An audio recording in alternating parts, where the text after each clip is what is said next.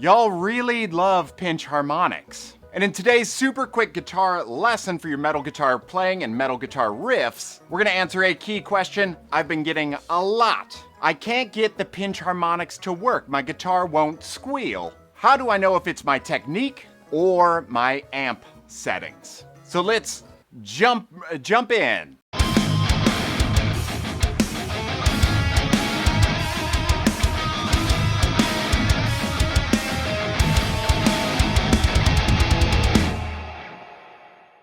Hey, as always, make sure that you subscribe and click the alert button so that you're notified of every one of these tutorials for your guitar playing. And if you're already doing that, I appreciate you. So I recently did a video all about how to perform pinch harmonics, and I'll make sure that's in the description for you to go watch and check out. So considering I already did that, I won't bore you with the whole technique. Instead, I just want to help you answer a question.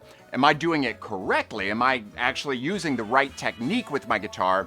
And maybe my amp settings suck? Or is it the opposite? My amp settings are dialed in perfectly, but I can't get it to work. Now, of course, we understand what a pinch harmonic sounds like when you've got that gritty distortion.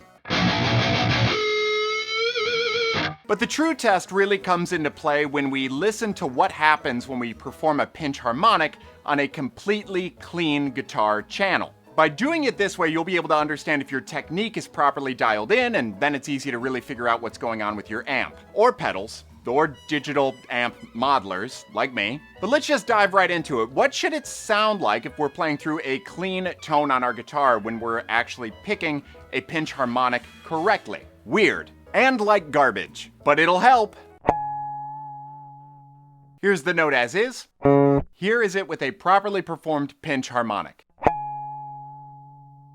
So again, it sounds pretty awkward and weird and not as powerful with the distortion, but you can hear the technique where there's actually a muting of the note happening instantly, but there's this harmonic resonance happening in the background, like the harmonic pitch is ringing out quietly in the background. In the same exact way that it does if you hit something like fret 3 and then you tap over top of fret 15 without hitting the fret, just the string.